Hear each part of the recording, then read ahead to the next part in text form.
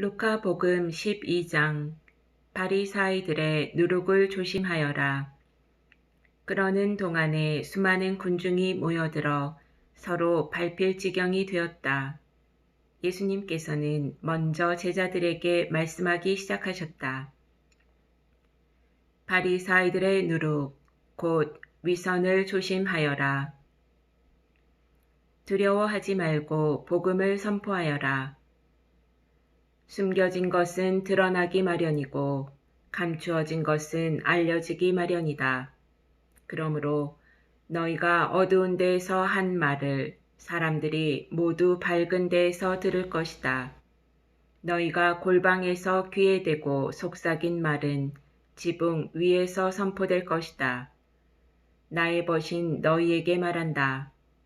육신은 죽여도 그 이상 아무것도 못하는 자들을 두려워하지 마라. 누구를 두려워해야 할지 너희에게 알려주겠다. 육신을 죽인 다음 지옥에 던지는 권한을 가지신 분을 두려워하여라. 그렇다. 내가 너희에게 말한다. 바로 그분을 두려워하여라. 참새 5마리가 두 잎에 팔리지 않느냐.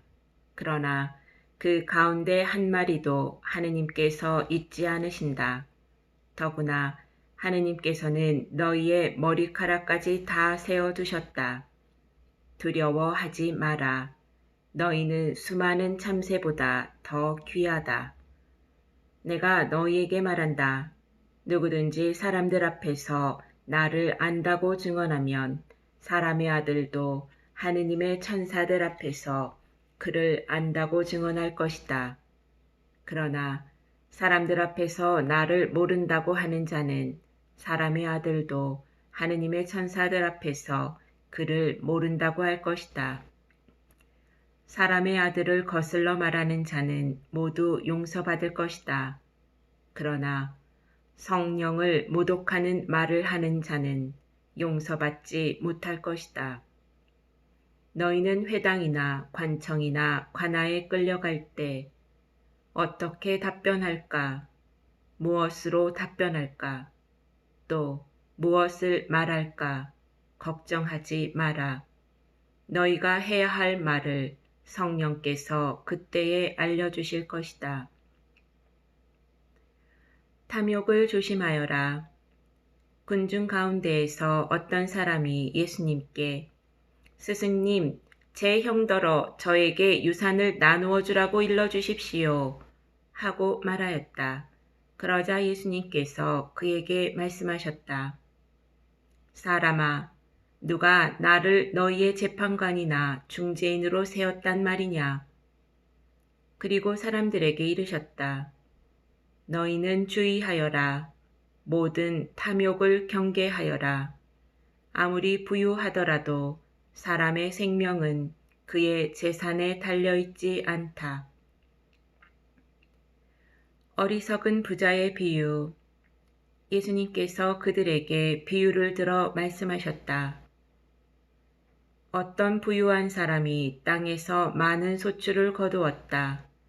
그래서 그는 속으로 내가 수확한 것을 모아둘 데가 없으니 어떻게 하나 하고 생각하였다. 그러다가 말하였다. 이렇게 해야지. 곡간들을 헐어내고 더 큰 것들을 지어 거기에다 내 모든 곡식과 재물을 모아두어야겠다. 그리고 나 자신에게 말해야지. 자, 네가 여러 해 동안 쓸 많은 재산을 쌓아두었으니 쉬면서 먹고 마시며 즐겨라. 그러나 하느님께서 그에게 말씀하셨다. 어리석은 자야, 오늘 밤에 네 목숨을 되찾아갈 것이다. 그러면 네가 마련해 둔 것은 누구 차지가 되겠느냐?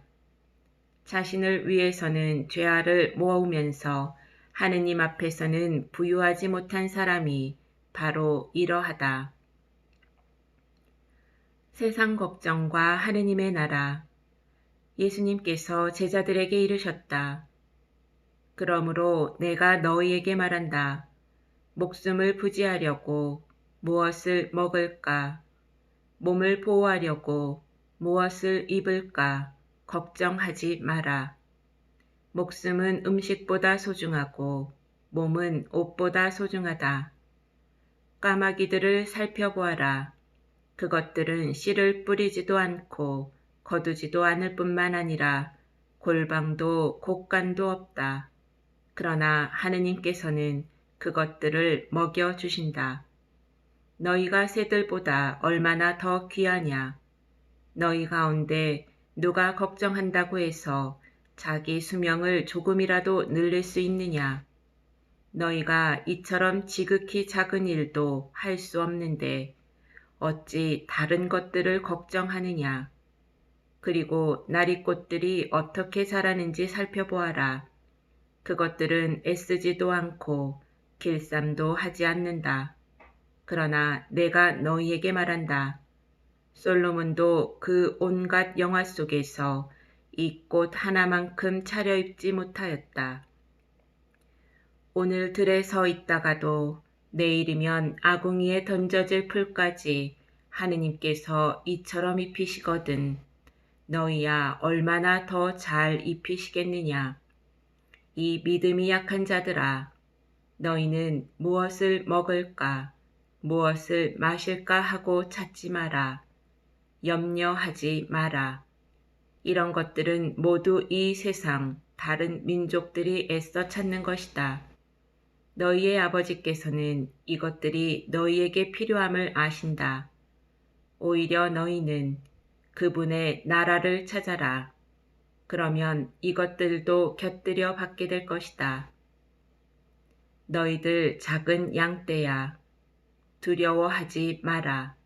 너희 아버지께서는 그 나라를 너희에게 기꺼이 주기로 하셨다. 보물을 하늘에 쌓아라.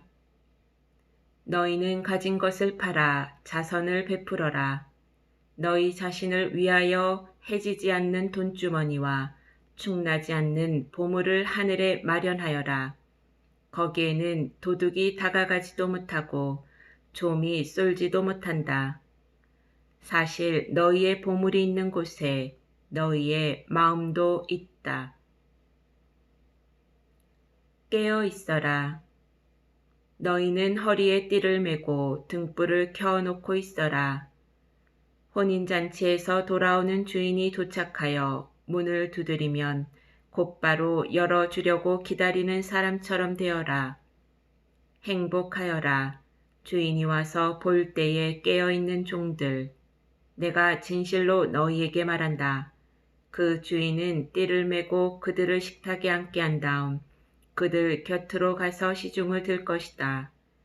주인이 밤중에 오든 새벽에 오든 종들의 그러한 모습을 보게 되면 그 종들은 행복하다. 이것을 명심하여라. 도둑이 몇 시에 올지 집주인이 알면 자기 집을 뚫고 들어오도록 내버려 두지 않을 것이다. 너희도 준비하고 있어라. 너희가 생각하지도 않은 때에 사람의 아들이 올 것이다. 충실한 종과 불충실한 종. 베드로가 주님, 이 비유를 저희에게 말씀하시는 것입니까? 아니면 다른 모든 사람에게도 말씀하시는 것입니까? 하고 물었다. 그러자 주님께서 이르셨다. 주인이 자기 집 종들을 맡겨 제때에 정해진 양식을 내주게 할 충실하고 슬기로운 집사는 어떻게 하는 사람이겠느냐. 행복하여라. 주인이 돌아와서 볼 때에 그렇게 일하고 있는 종. 내가 참으로 너희에게 말한다. 주인은 자기의 모든 재산을 그에게 맡길 것이다. 그러나 만일 그 종이 마음속으로 주인이 늦게 오는구나 하고 생각하며 하인들과 하녀들을 때리고 또 먹고 마시며 술에 취하기 시작하면 예상하지 못한 날, 짐작하지 못한 시간에 그 종의 주인이 와서 그를 처단하여 불충실한 자들과 같은 운명을 겪게 할 것이다.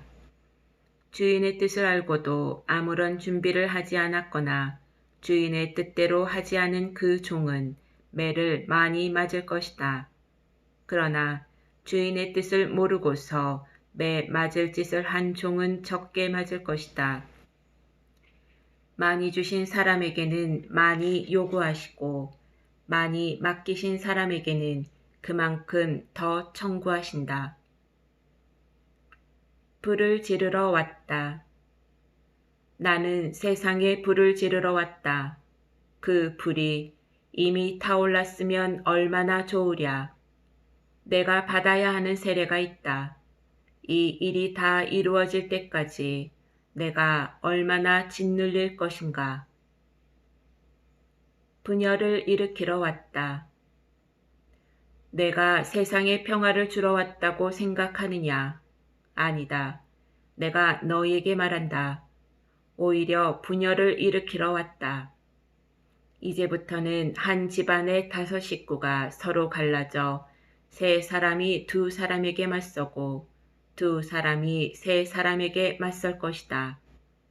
아버지가 아들에게, 아들이 아버지에게, 어머니가 딸에게, 딸이 어머니에게, 시어머니가 며느리에게, 며느리가 시어머니에게 맞서 갈라지게 될 것이다.